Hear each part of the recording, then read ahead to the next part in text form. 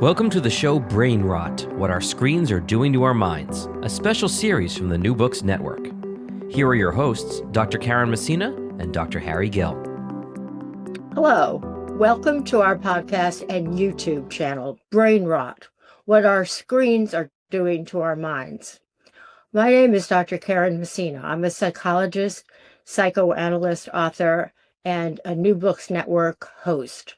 I'll be discussing all of the topics we talk about with Dr. Harry Gill, who is a well-known psychiatrist, and he also happens to have a PhD in neuroscience, which is good because we talk about the topics we discuss from a neuroscience and a psychoanalytic background. And he also does have a psychoanalytic background and training as well. So we can look from various perspectives. So today our topic is cognitive offloading. What does it mean to think anymore? Now, it's a pretty heavy topic, given that there's so much going on with AI. So we're going to talk about ways that our smartphones, AI, and other technologies are reshaping our mental habits, our memory, our capacity for attention, and ultimately our emotional lives. And it also affects us from a psychoanalytic perspective because there are defenses that come into play when we just offload things to various technological sources. So, first of all, maybe it would be good to describe cognitive offloading. Dr. Gill, would you like to tell our listeners what the term means? Well, the idea is that we can essentially delegate the cognitive or thinking parts of our brain into the machine or the screen. So instead of considering, contemplating, coming up with an idea, we can quickly type up a question or ask AI to come up with a narrative about a kernel of a thought that we may have in our mind. And therefore, our cognition is not engaged, but the computer cognition is engaged. Task can be accomplished, but I want us to discuss a little bit about consequences to the human being that engages a lot in cognitive offloading and what ultimate possible consequences are. That sounds really good and important. From a psychoanalytic perspective, cognitive offloading can be a form of projection. By projecting things that are uncomfortable, that we don't want to do, or responsibilities we have onto technology, as you were just talking about AI. So people nowadays, if they have a speech to write, they put the question in to AI and say, write a speech for me and give it details, and it comes up with a speech.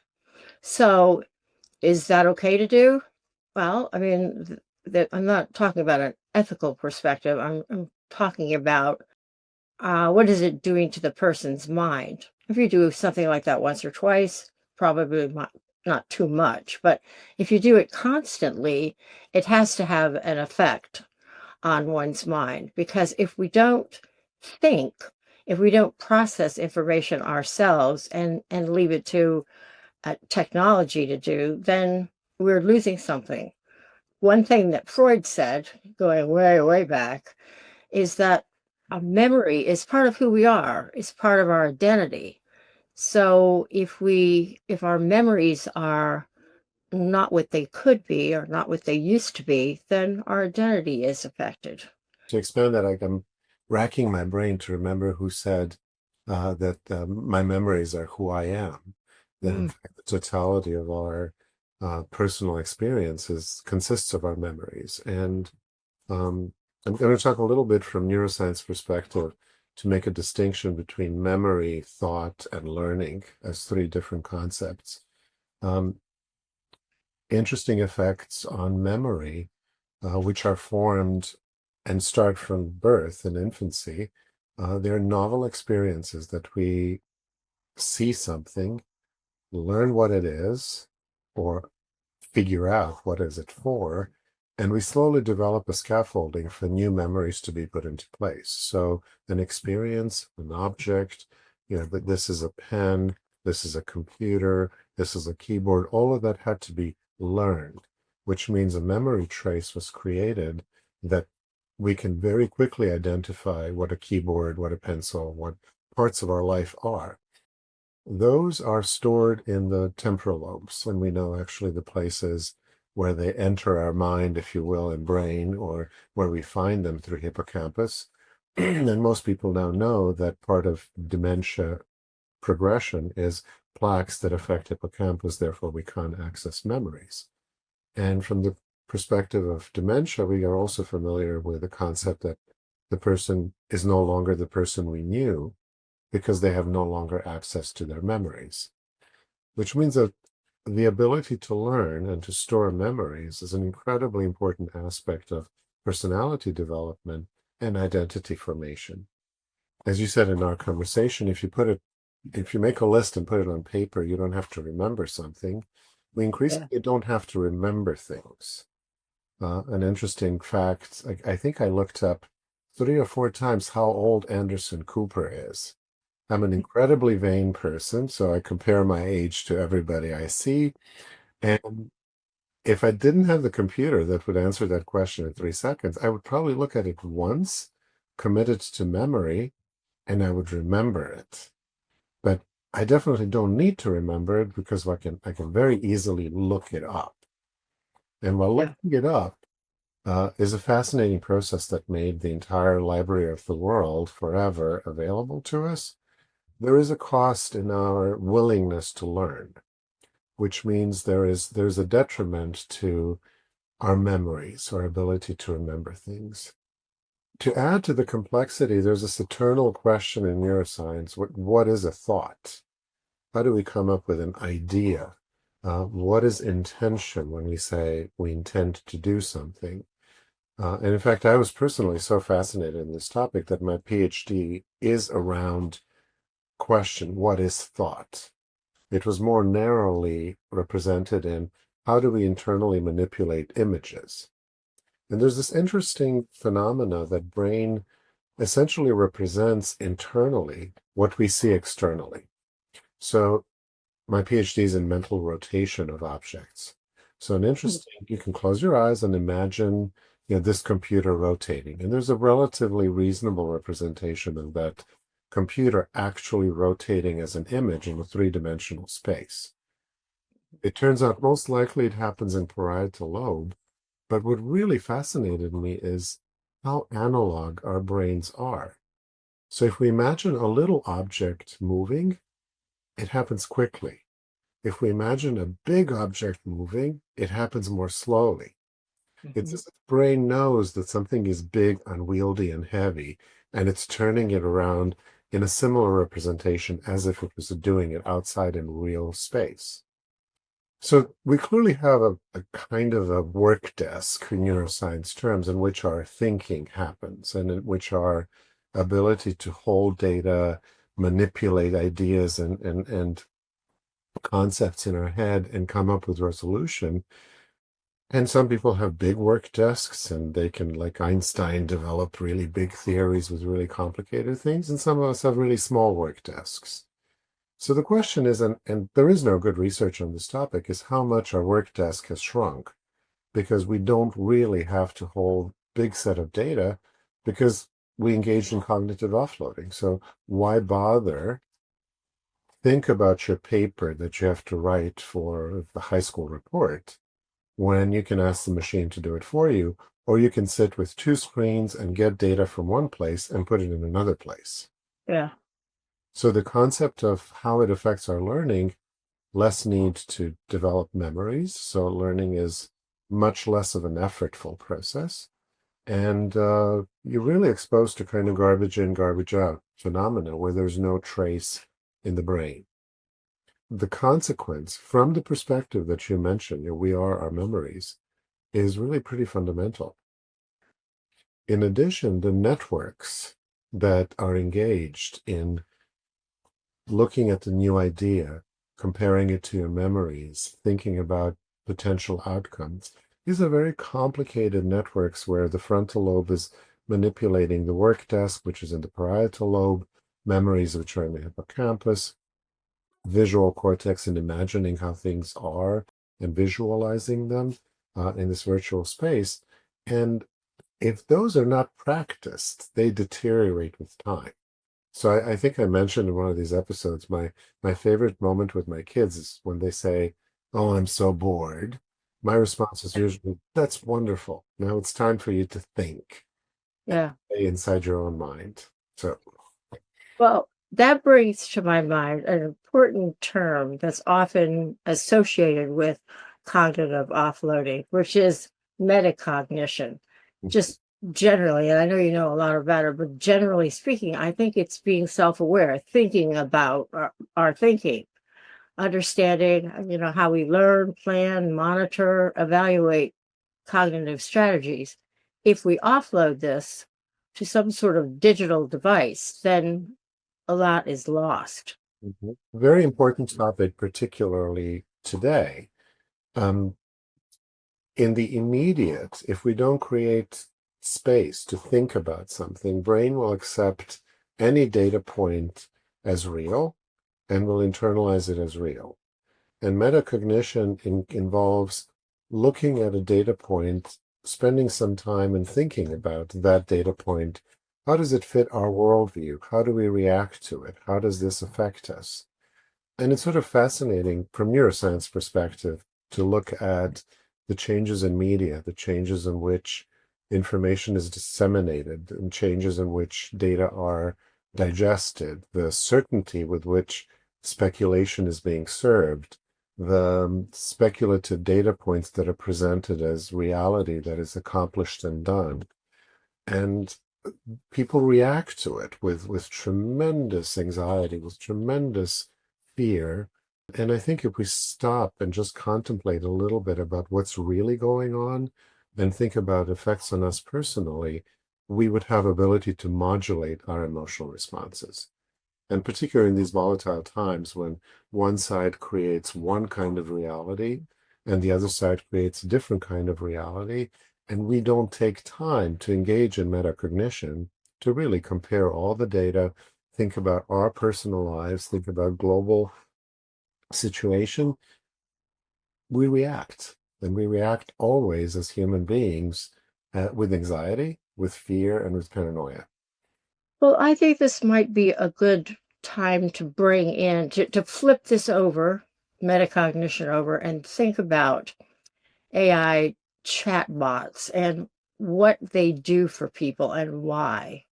Why are people sucked into AI chatbots? There have been various a number of movies now about people falling in love with chatbots or bots or some kind of AI device, and they think, "Oh, come on, that's not possible." But I think that as they become, and it's not just I think that there was a article that I read published in it was an NIH report. They're seductive, but I'm not talking about sexually seductive, although that may be down the road. That may be coming, but maybe here. But that the fact that they can mimic the human voice so well, it sucks people in, and people who have dialogues with chatbots are taken in by the human quality of the voice, for one thing. So that's something that's it's on the horizon, and it's I well, think it's interesting, Karen. I think of it as almost like folie à deux phenomena from psychiatry, that we have known forever. And there's a diagnosis of folie à deux when a couple, married couple, or couple that lives together in relative isolation, begins to develop psychotic symptoms. Usually one of them actually has the illness, but the other one accepts their reality, and slowly they both present with sometimes very profound psychotic paranoia that they're being poisoned or the neighbors are sending electrical impulses into their bedroom. And I was fascinated as a young resident actually to have two of these cases in a hospital where I was trained. Fascinated with how brittle our concept of reality can be and how easily it is swayed by another person that is very convinced of something. The only way to treat it, by the way, is interestingly, you have to separate these two people. And one gets better and the other one continues to be psychotic. And so you figure out, okay, which one is actually the carrier of this delusional syndrome. In this sort of space of what is reality, I think I just wrote a little blurb on it. Our sense of reality is almost like a consensus. We all agree that something is real.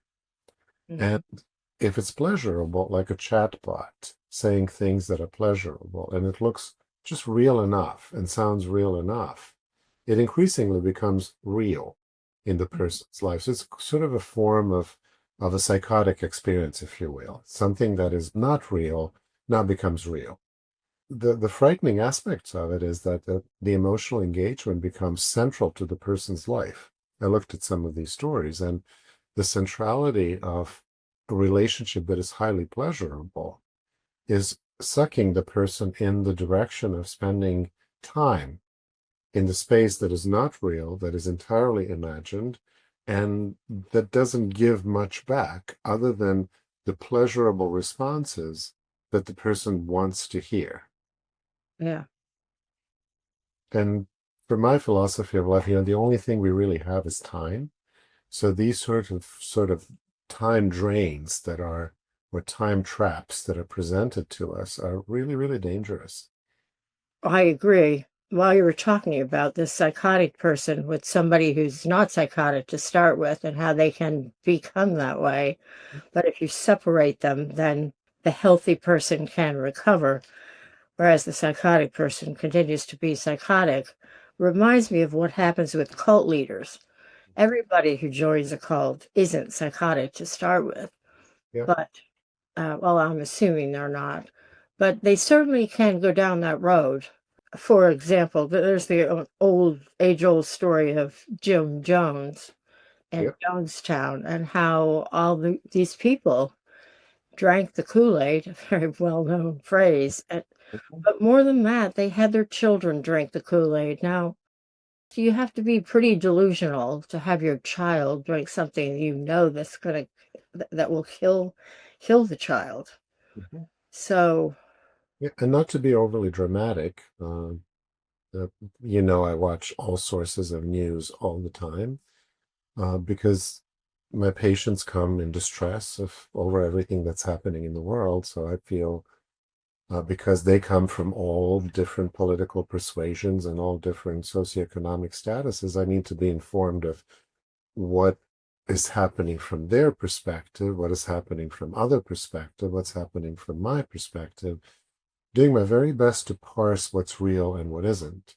And the yeah, kind of fractured reality that we exist in right now, yeah, and anybody can engage in watching Fox News for an hour and then watching CNN for an hour and watching MSNBC for an hour.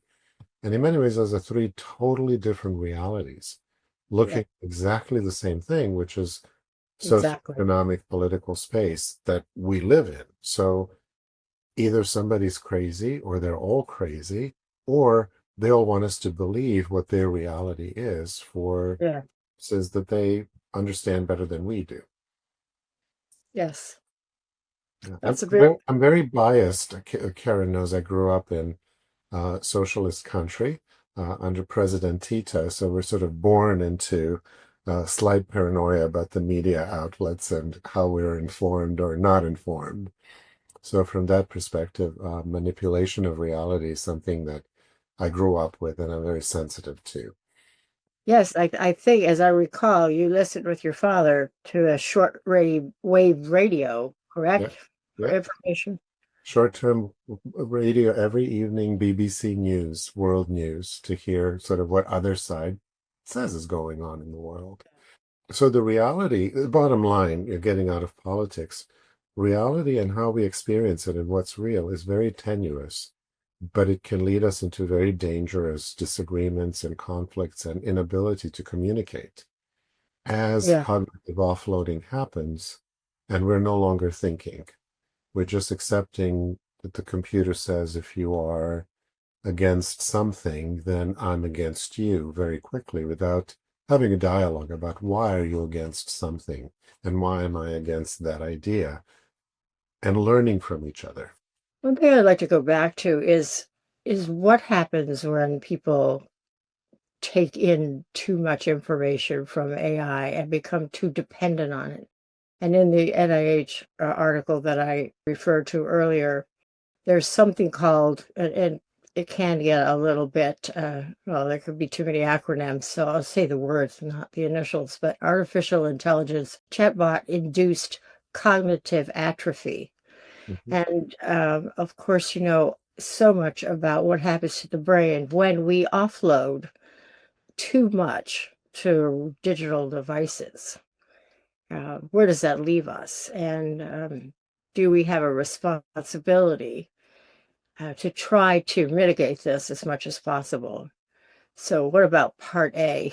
What about the atrophy that occurs? I think that is sort of the different way of saying what I mentioned earlier. These are the networks, the thinking networks, the critical thinking networks, the decision networks that need practice. It's just like muscles. These are pathways that, you know, unless they lift a 20-pound weight every day, they will atrophy. And ability to sift through information and engage in critical thinking and deciding, okay, this information seems more plausible than the other piece of information, therefore I'm going to do X, is the kind of cognitive exercise that they're referring to. For example, you know, the most terrifying recent phenomena, and I say terrifying precisely for this reason, it's cognitive offloading and it's atrophy of the brain, is Google search introduction of AI responses as number one response.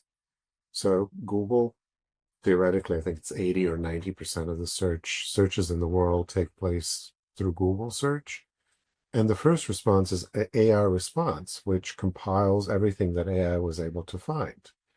And I like the term that Guardian used, you know, the AI confidently hallucinates a response.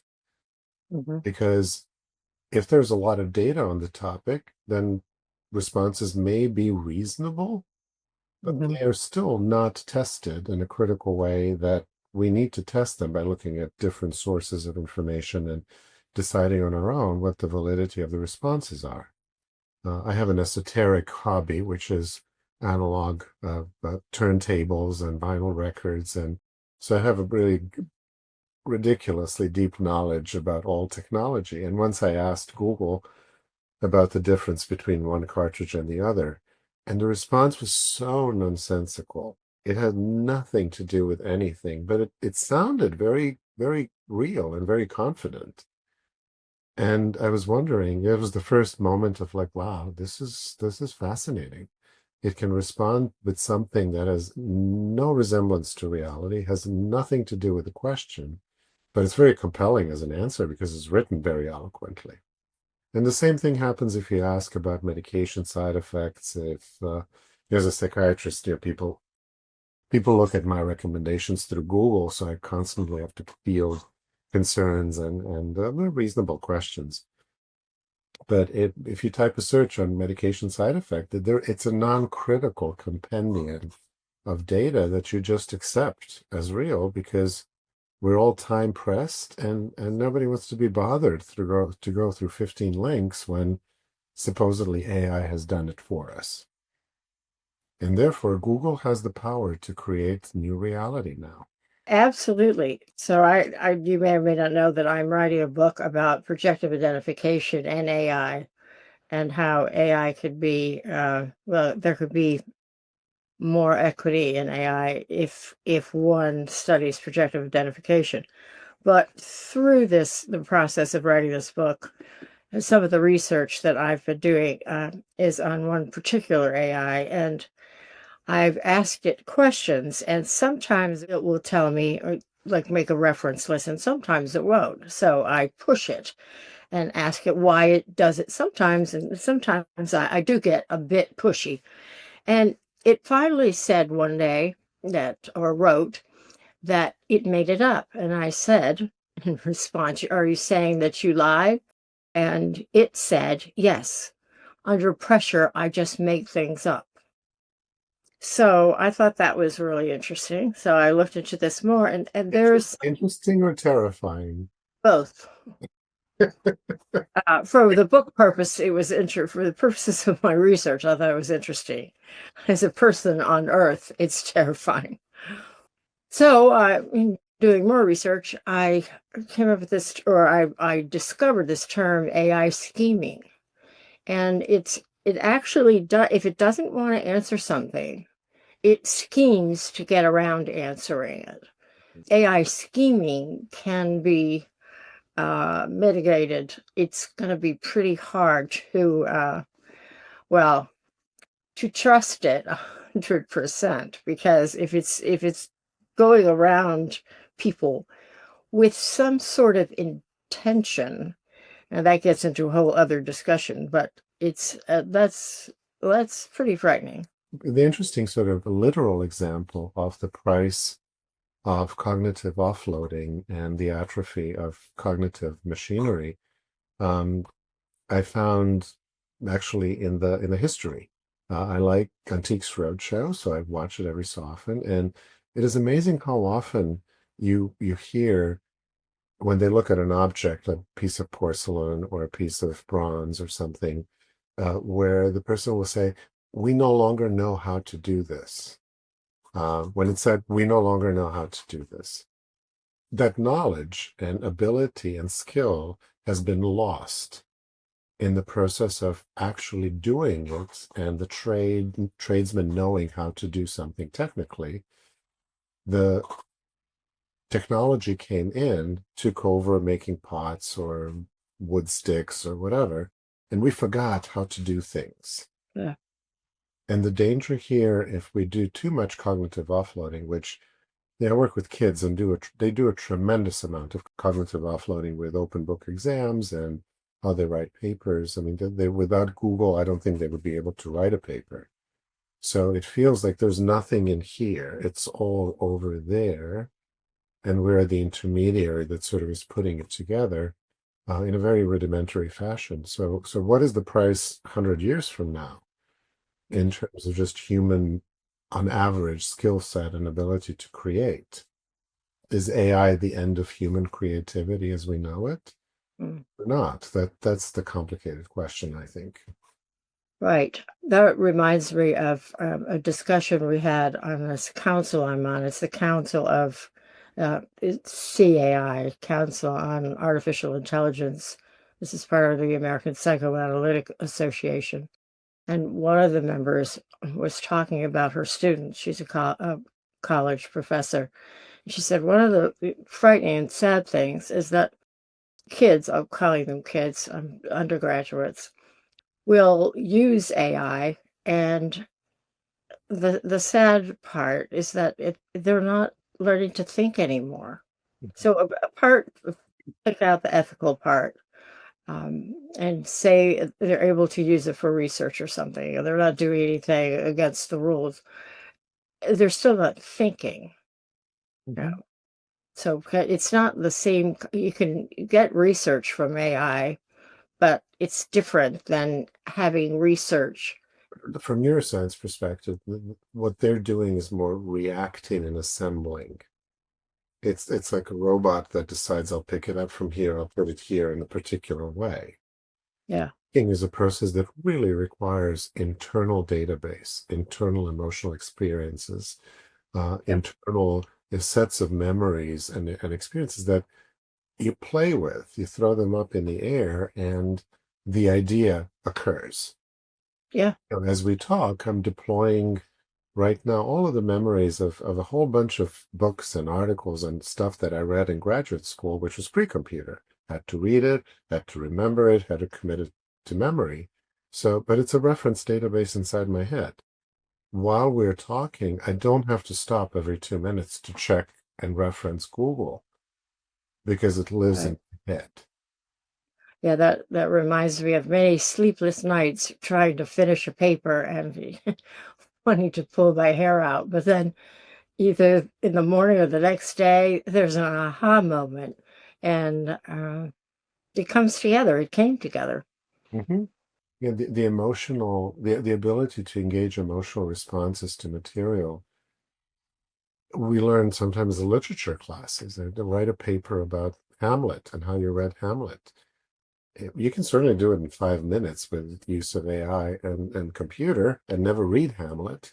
Right. or you can take time and read it and think about it and actually write a paper, and something very creative happens in that process. That process, in my experience, can actually be fun. So see what kind of fun I have. But it maybe exciting is a better way to put it. But when something comes to you after you've given it a lot of thought and read a lot of things about a certain topic, and then something new emerges, that's fun and exciting to me. Mhm. So, how do we fight brain rot, Dr. Gill? I have some thoughts. I'm sure you have many more.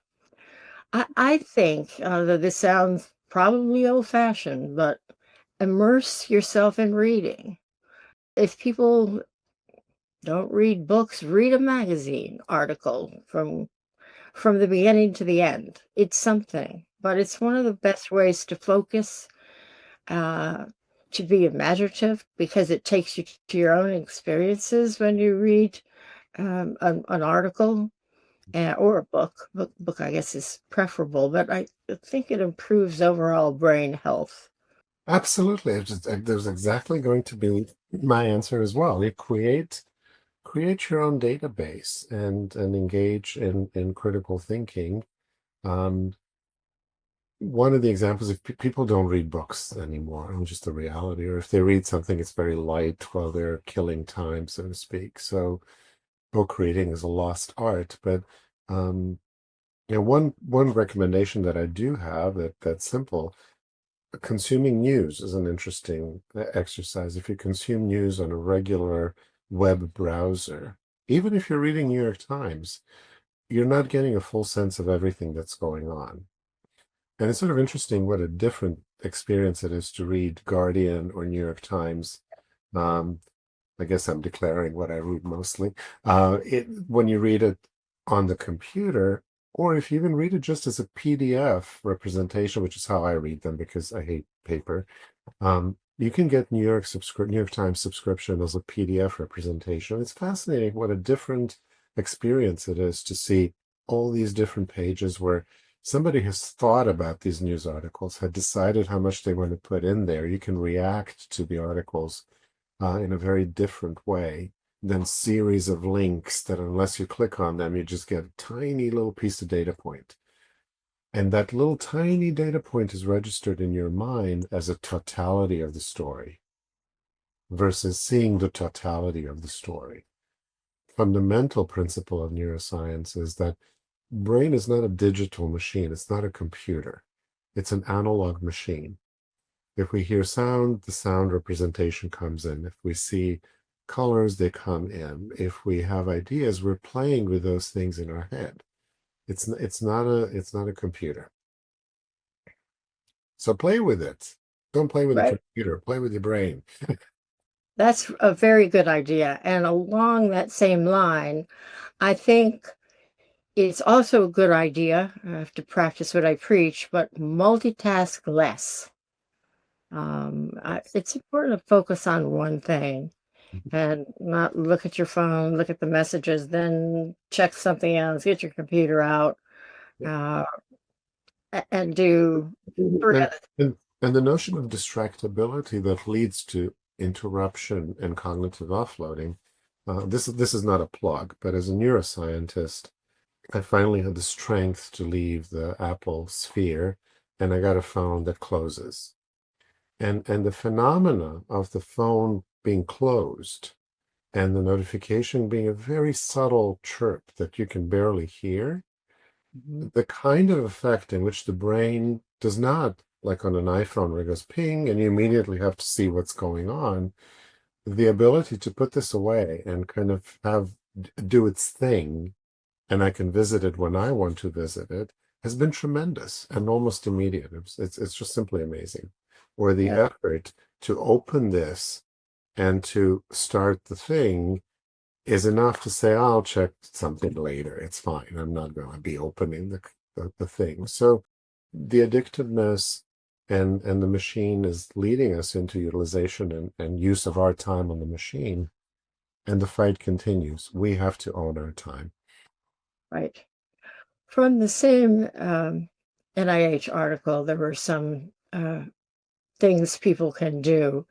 And one thing I thought that I would read, it's very short. Think before handing the wheel over to AI. Ask yourself, would solving this problem myself be a total waste of time? Or will it help me understand something more deeply? If the answer leans more towards the latter, take a stab at it yourself before passing the question off to a chatbot. I like that. I practice what I preach. I have not used AI to date once. Oh, okay. I can't say that. I can tell you what I think the best ones are, but I won't. I know. The other thing is taking a digital detox. Taking some time off, I think, is important too. Intentional time away from social media, your phone, or screens altogether can help you reset your relationship with the devices, if such a thing exists. I think it does. It doesn't mean that any of us are going to throw everything away. I'm not talking about that. I'm talking about taking a break. Detoxing. I agree. So, well, this is a topic that can go on actually for years. So, I think this probably covers it for today. Any other thoughts that you have? I think you're right. We could go on, but this I think we covered the basics of the topic. Okay. Well, we'll pick it up again soon.